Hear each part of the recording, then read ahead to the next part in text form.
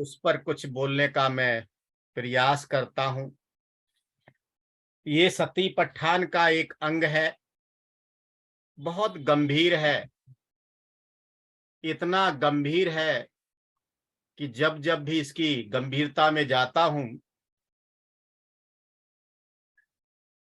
तो मैं अपने आप को देखता हूं कि मैं इस सती पठान की इस कायानुसती के भाग में मैं कहां तक खरा उतरता हूं। प्रयास करता हूं। भगवान बुद्ध जरा बग्गो के अंदर गाथा नंबर 147 में बता रहे हैं। क्या बता रहे हैं? पश्चित कतंग बिंबंग, पश्चित कतंग बिंबंग अरुकायं समुसितं आतुरम बहु संकपं यस नथि ध्रुवं ठिति। अर्थात इस विचित्र शरीर को देखो, है ना। कोई गाना आता है, मुझे याद नहीं आता है, काहे मुखड़े पे इतना गुमान हरे है, पता नहीं कुछ ऐसा ही है। काहे रूप पर इतना गुमान करे है, एक दिन तो ये रूप अग्नि के बीच जरे है। इस विचित्र शरीर को देखो जो व्रणों से युक्त है, फूला हुआ है,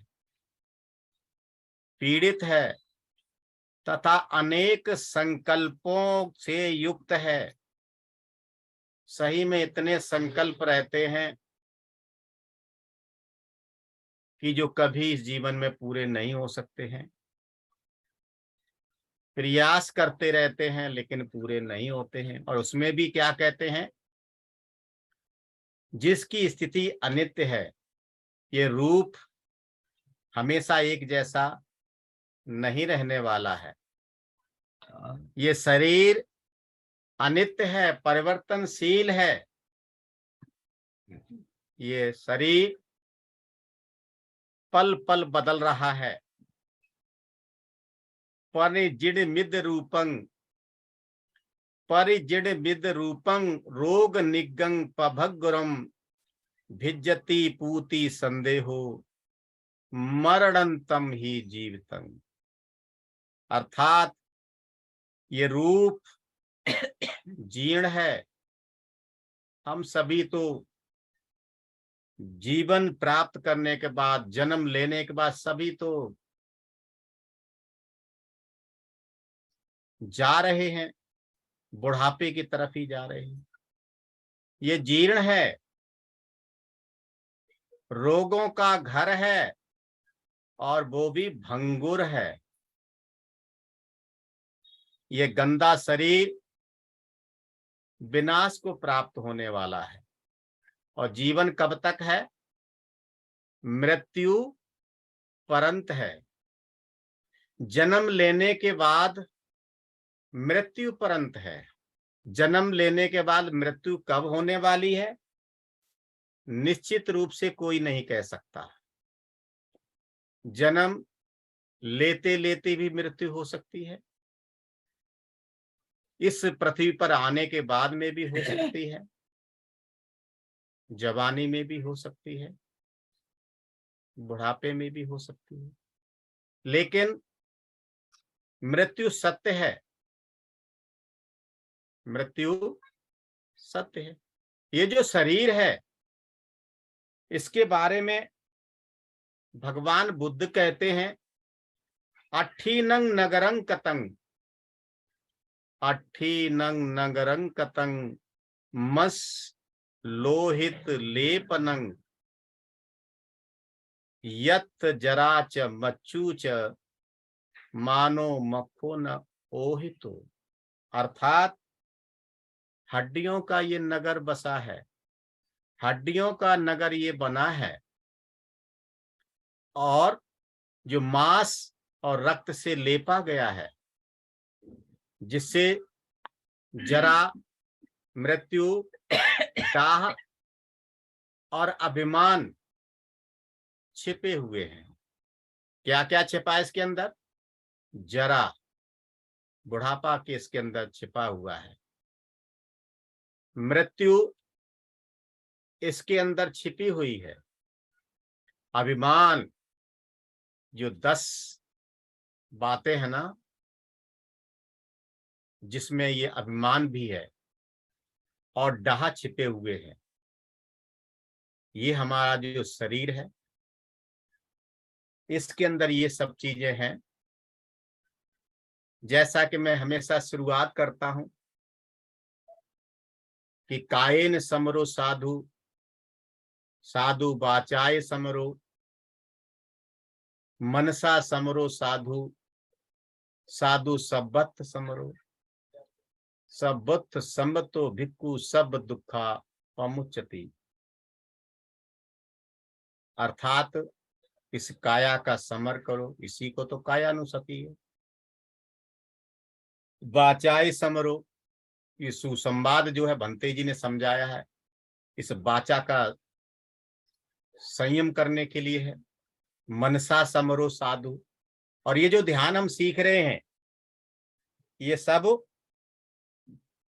काय के लिए है? अपना जो आध्यात्मिक मार्ग है उस पर चलने के लिए है। अभी जो मैंने बताया था ना कि लाल जी का चेहरा हमेशा खिला रहता है, तो आदरणीय धर्मचारी कह रहे थे हमारे अभी नागरतन जी कि वो ध्यान करते हैं। तो ध्यान करने से सही में हमें हमारा जो रूप है उसके अंदर निखार आता है, और जो हमारे शीर्ष धर्मचारी हैं वो तुरंत पहचान लेते हैं, हम चाहे कुछ भी कहते रहे, हम ध्यान करते या न करते हैं। और वो केवल और केवल चेहरे को देख करके पढ़ लेते हैं कि ये ध्यान करते हैं। सुसंवाद करने से, उनसे बातें करने से पता कर लेते हैं कि ये ध्यान करते या नहीं करते। हम अपनी तरफ से कुछ भी कहते रहे, लेकिन हमारे शीर्ष ब्रह्मचारी जो ध्यान में रुचि रखते हैं, उनको अनुभव है, वो पहचान लेते हैं। तो आज मैं कायानुसति से थोड़ा सा, हल्का सा अगला जो अंग है वेदनानुसति, उस पर कुछ मैं बोलने का प्रयास करता हूं। उम्मीद है कि आप सबको जरूर समझ में आएगा, और अगर ना आए समझ में तो बाद में आप प्रश्न भी कर सकते हैं। हमारे बीच में धर्मचारी हैं, वो लोग आपको जवाब जरूर देंगे, मैं भी प्रयास कर सकता हूं। तो एक बार की बात है, भंते नागसेन राजा मिलंद में चर्चा होती है। तो राजा मिलंद जो है भंते नागसेन से पूछता है कि भंते नागसेन, आप लोग कहते हैं कि अरहत को एक ही वेदना होती है,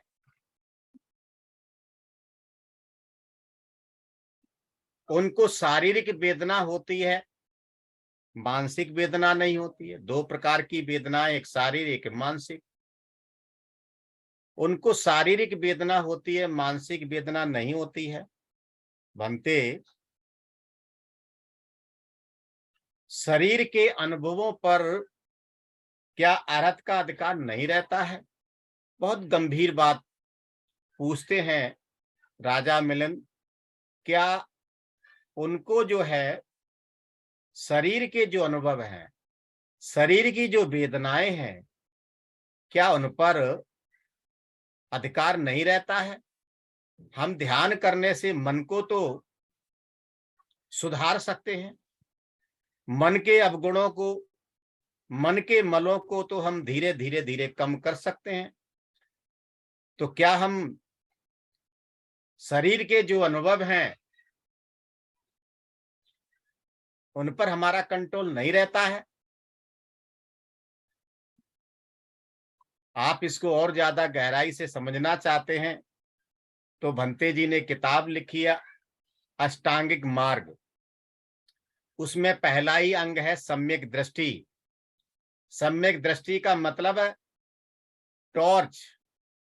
जैसे टॉर्च को जैसे ही ऑन करो तो तुरंत प्रकाश उसमें से निकलता है, रास्ता हमें अंधेरे में भी मिल जाती है। ऐसे ही है सम्यक दृष्टि।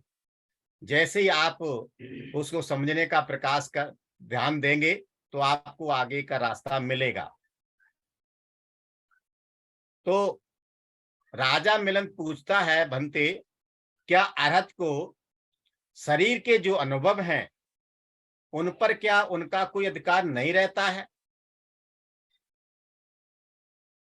तो भंते नागसेन कहते, हाँ महाराज, ऐसी ही बात है।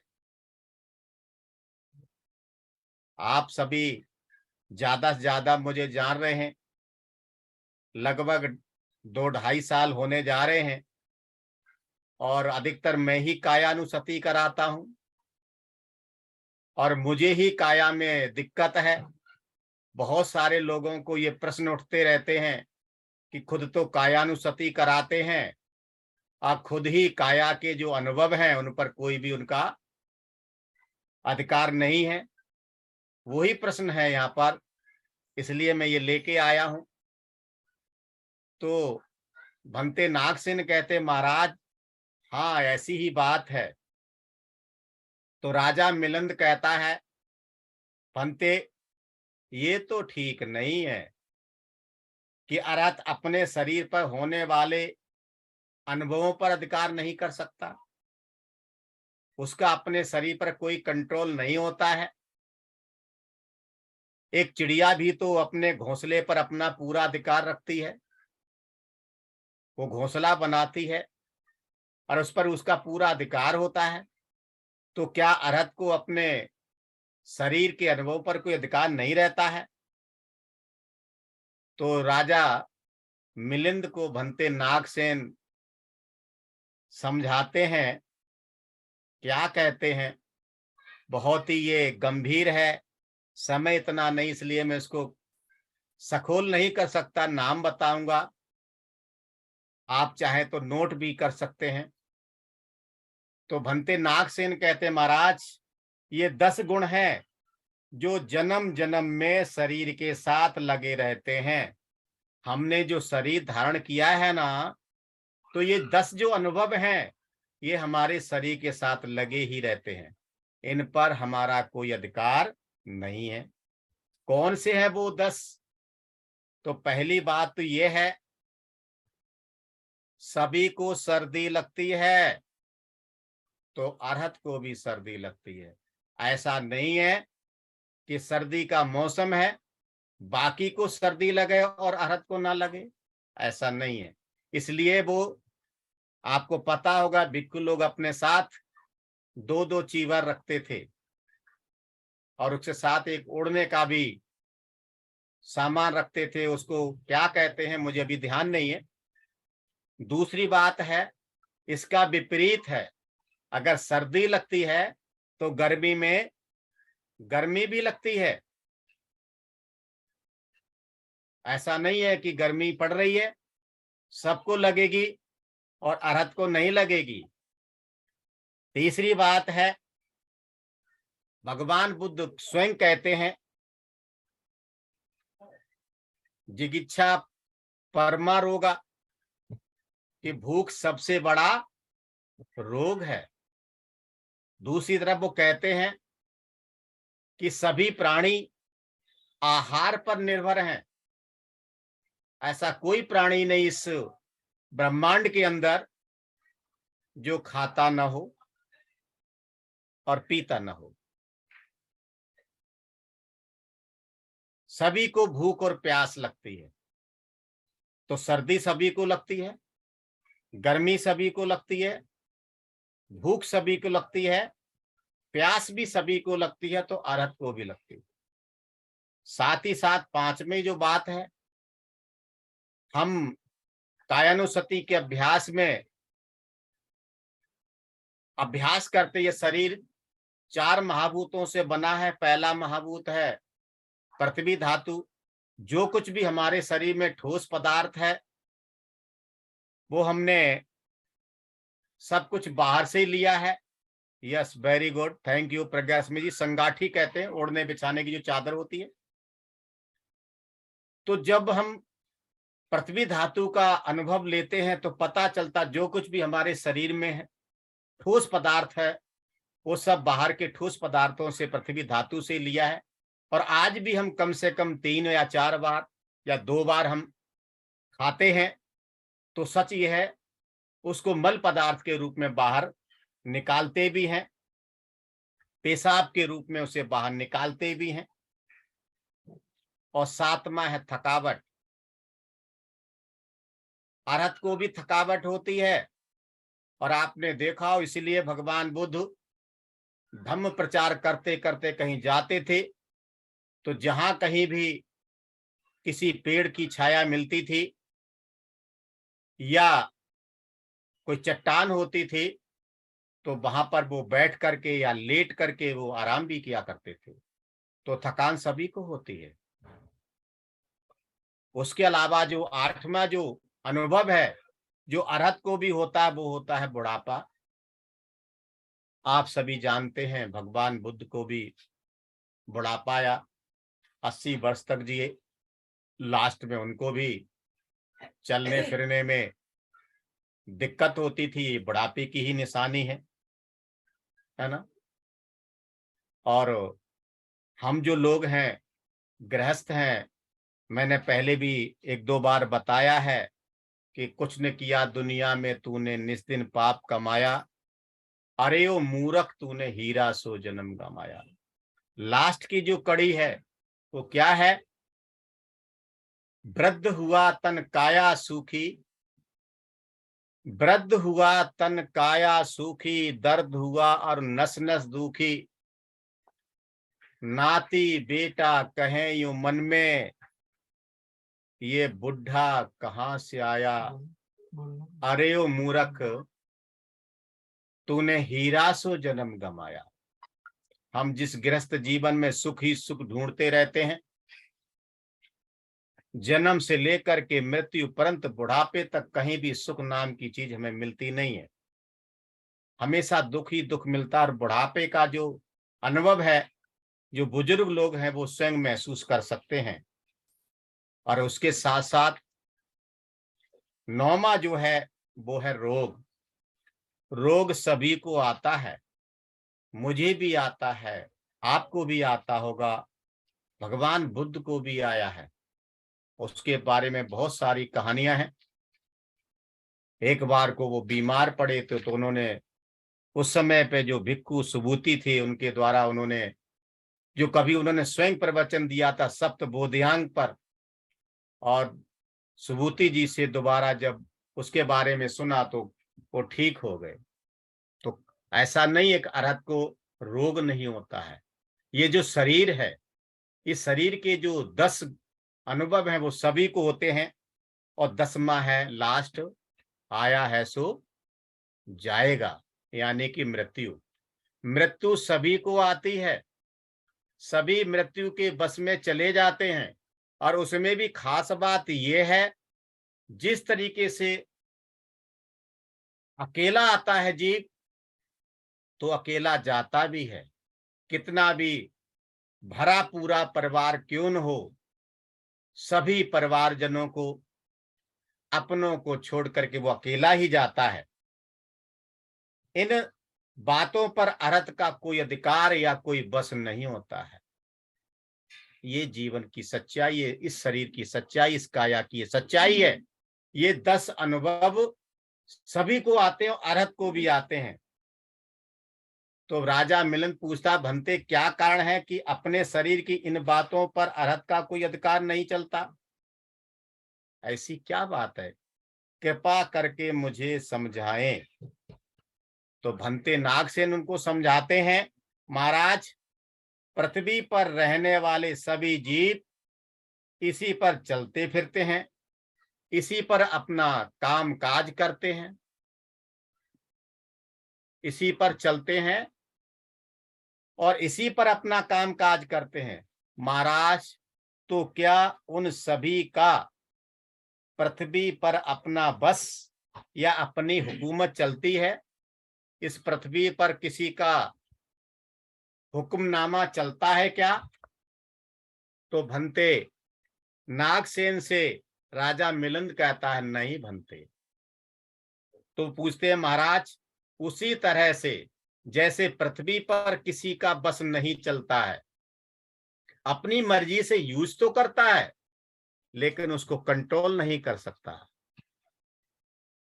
उसी तरह अरहत का चित्त शरीर के आधार पर परिवर्तित तो होता है किंतु उसकी उस पर हुकूमत नहीं चलती। शरीर पर हुकूमत नहीं चलने वाली। तो राजा मिलिंद कहता, भंते क्या कारण है कि साधारण जन शारीरिक और मानसिक दोनों वेदनाओं का अनुभव करते हैं? जो आम जन होता है, आम आदमी होता है, वो शारीरिक वेदना का भी अनुभव करता है और मानसिक वेदनाओं का भी अनुभव करता है। तो राजा मिलिंद कहता, महाराज, साधारण लोगों का जो चित्त है, आम जन का जो चित्त है, भावना द्वारा बस में नहीं कर लिया गया है। वो भावना नहीं करते हैं, है ना। भावना का मतलब जो आपने देखा होगा, हम सभी जो ध्यान करते हैं, ध्यान करने से अपने मन पर तो कंट्रोल करना सीख जाते हैं लेकिन शरीर पर नहीं। लेकिन जो आम आदमी है वो अपने शरीर पर कंट्रोल नहीं रख पाते हैं। उन लोगों की जो शारीरिक जो वेदनाएं हैं और मानसिक वेदनाएं हैं, दोनों का ही अनुभव करते हैं। लेकिन जो अरहत हैं, वो जो है शरीर की वेदना का जो अनुभव है उस पर कंट्रोल नहीं कर पाते, लेकिन मानसिक जो वेदना है उन पर उनका कंट्रोल होता रहता है। तो राजा मिलिंद कहता, भंते नागसेन, कृपा करके हमें उदाहरण सहित समझाएं। तो भंते नागसेन कहते हैं, महाराज, भूख का मारा हुआ बैल एक छोटी सी कमजोर घास की रस्सी या लता से बांध दिया जाए, किंतु यदि वो भूख से भड़क गया तो अगर वो भड़क जाए तो रस्सी को तोड़ तोड़ कर भाग जाता है, भाग सकता है वो। महाराज, इसी तरह जो अभावित चित्त है, जिसमें भावनाएं करने का उसके अंदर साहस नहीं है, करता नहीं है, वह वेदना से चंचल कर दिया जाता है और चित्त के चंचल हो जाने से शरीर छटपटाने और लौटने लगता है। अभावित चित्त होने से कांपता, चिल्लाता और कराहे मारता है। महाराज, यही कारण है कि जिसने साधारण जन को शारीरिक और मानसिक दोनों वेदनाएं होते हैं। किसमें? साधारण जन में। जो लोग ध्यान करते हैं या धम्म मित्र बनते हैं, जीएफआर में जाते हैं, धम्मचारी बनते हैं, तो उनका काफी हद तक मन पर कंट्रोल होता है। बहुत सारी छोटी मोटी बातों को वो सहन कर लेता है, लेकिन आम आदमी से छोटी मोटी बातें भी सहन नहीं होती हैं। तो राजा मिलिंद कहता, भंते नागसेन, तब अरहत को एक शारीरिक वेदना ही क्यों होती है, मानसिक वेदना क्यों नहीं होती है? तो भंते नागसेन बताते हैं, महाराज, अरहत अपने मन को अभ्यास, कौन सा अभ्यास? भावना के अभ्यास से बिल्कुल बस में कर लेता है।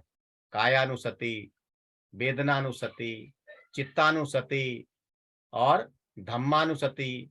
और शुरुआत में क्या? आनापान सति और मेत्ता भावना। ये जो भावनाएं हैं, उस भावना के अभ्यास से बिल्कुल बस में कर लेता है। उसका मन उसके पूरे अधिकार में रहता है। किसका? अरहत का। वो अपने मन को जैसे चाहे वैसे घुमा सकता है। तब उसे कोई दुख होता है तो संसार की अनित्यता का ख्याल वो दृढ़ता पूर्वक करता है कि सब कुछ तो परिवर्तनशील है, सब बदलने वाला है। सुख है तो हमेशा रहने वाला नहीं, दुख है तो हमेशा रहने वाला नहीं है। समाधि रूपी खूंटे में मानो अपने चित्त को बांध लेता है। किसमें बांध लेता? अपने चित्त को समाधि में, ध्यान में। इस तरह उसका चंचल जो चित्त है वो चंचल नहीं हो सकता। उसका चित्त जो चंचल है वो नहीं हो सकता चंचल, वह स्थिर और दृढ़ रहता है, तटस्थ होता है। और वो सर्दी गर्मी, सुख दुख, यश अपयश, लाभ हानि, सभी में वो कैसा रहता है? तटस्थ रहता है, उपेक्षा भावना में रहता है। पीड़ा से भले ही उसका शरीर छटपट करे या लोटे पोटे, शरीर से भले ही वेदनाओं को सहन करे। महाराज, इस तरह अरहत को एक शारीरिक वेदना ही होती है, मानसिक वेदना नहीं होती। पंते नागसेन, ये तो एक बहुत बड़ी बात है कि पीड़ा से शरीर से छटपट कर रहे रहने पर भी, यानी शारीरिक पीड़ा सहन करने के बावजूद भी चित्त स्थिर और दृढ़ बना रहता है। मुझे यहाँ पर मेरे जो कल्याण मित्र, मेरे आचार्य हैं, मेरे गुरुवर हैं, उनकी याद आ जाती है। मैं जब भी फोन करके उनके हालचाल पूछा करता था, बहुत ही मधुर शब्दों में वो जवाब दिया करते थे। जब मैं पूछता था, मैं उनको गुरुजी ही कहता था, हिम्मत नहीं पड़ती थी मैं उनका नाम लूं, सामने होते तो मैं ले लेता था। कभी कभी, वो भी हमेशा नहीं। हालांकि हमारे संघ में ऐसा सिस्टम है नहीं। सिस्टम ये है, बड़ा हो या छोटा हो, आचार्य उपाध्याय हो ब्रह्मचारी हो, सभी का नाम लेना चाहिए, क्योंकि नाम बहुत ही मेहनत से, बहुत ही प्रयासों से मिलता है। तो मैं जब भी उनको कहता था, गुरुजी आपका स्वास्थ्य कैसा है, तुम हंस के मुस्कुरा के कहते थे, बस दवा भी चल रही है और मैं भी चल रहा हूं। यानी विकट परिस्थितियों में भी वो हमेशा अपने शरीर के कष्ट सहन करने के बाद में भी हमेशा ये मानसिक वेदना उनको नहीं होती थी। एक बार आखिरी जो ऑनलाइन उन्होंने शिविर किया था, जो ऑफलाइन करने वाले थे उनको शायद पता चल गया था एडवांस में, और उन्होंने जो है ऑनलाइन शिविर लिया था। और मुझे अच्छी तरीके से याद है, आखिरी कुछ जो हमारे जो वीक थे उनमें उनको फीवर भी था, और फीवर होने के बाद में भी किसी को उन्होंने महसूस नहीं होने दिया कि उनको फीवर है, और उन्हें पूरा जो विषय था पूरा किया। मुझे अच्छी तरीके से याद है, एक बार जो मिलिट्री, गोरखा मिलिट्री कॉलेज में शिविर चल रहा था और उनको भयानक रूप से दस्त लगे हुए थे, बार बार उनको दस्त के उसमें जाना पड़ता था टॉयलेट, और उसके बाद में भी उन्होंने शिविर को डिस्टर्ब नहीं होने दिया, किसी को पता नहीं चलने दिया। लेकिन क्योंकि मैं उनके ज्यादा नजदीक रहा हूं, तो मैंने एक बार उनको जैसे मौका मिला शिविर के दौरान, जैसे सुसंवाद स्थापित करने का, संपर्क करने का समय होता है, तो मैंने उन्हें पूछा, गुरुजी क्या बात, कुछ तो गड़बड़ दिख रहा है। बोले बताना मत किसी को, शिविर चल रहा है, मुझे दस्त लगे हुए इसलिए मुझे थोड़ा दिक्कत होती है, लेकिन मैं अपना काम बखूबी कर रहा हूँ, कोई दिक्कत वाली बात नहीं, किसी को बताना मत। यानी शारीरिक वेदना सभी को होती है, पर वो मानसिक वेदनाओं पर कंट्रोल कर लेते हैं, है ना। तो भंते नागसेन से राजा मिलिंद कहता है, ये तो बहुत ही विचित्र बात है, बहुत बड़ी बात है कि पीड़ा से शरीर से छटपट करने रहने पर भी, पीड़ा से जो हमारे शरीर के अंदर जो हमें छटपटाना शुरू कर देती है, परेशान करती है, उसके बावजूद भी उनका चित्त, किसका? अरहत का चित्त स्थिर और सुदृढ़ बना रहता है। तो कहते हैं महाराज, कोई और एक उपमा दे करके समझाओ, समय ज्यादा हो रहा है, शॉर्ट में करूंगा मैं। तो कहते हैं महाराज, जैसे एक बहुत बड़ा हरा भरा वृक्ष हो, बहुत गंभीर बात, चिंतन कर सकते हैं।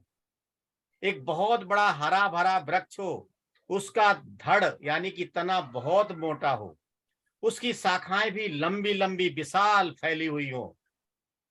कभी जोर की हवा चले तो शाखाएं हैं, डालियां हैं, हिलती हैं और जोर से हिलने लगे महाराज, तो इसका जो मोटा तना है, जो धड़ है, क्या वो भी हिलने लग जाएगा? तो राजा मिलिंद कहता, नहीं भंते। तो भंते नागसेन कहते हैं, इसी तरह महाराज अरहत के चित्त का ठीक उसी धड़ के जैसा ही होता है।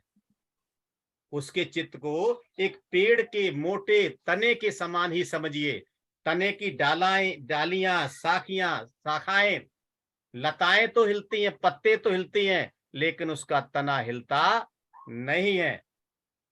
इस पर जो है राजा मिलन कहता है भंते नागसेन, अद्भुत है, आश्चर्य है, इस प्रकार सदा जलते रहने वाले धम्म प्रदीप को मैंने पहले कभी नहीं देखा था, मैंने पहले कभी नहीं देखा था। धन्य है भंते नागसेन, धन्य है भंते नागसेन, धन्य है भंते नागसेन। तो भाई और बहनों, आज थोड़ा सा आगे मैंने बताने का प्रयास किया है, आप सभी ने ध्यान से सुन लिया, समय कम रह गया। आप सभी का मैं मन की गहराई से साधुवाद करता हूं, यहीं रुकता हूं। सभी को मेरा मैत्रीपूर्ण जय भीम, नमो बुद्धाय। धम्म मित्र लाल जी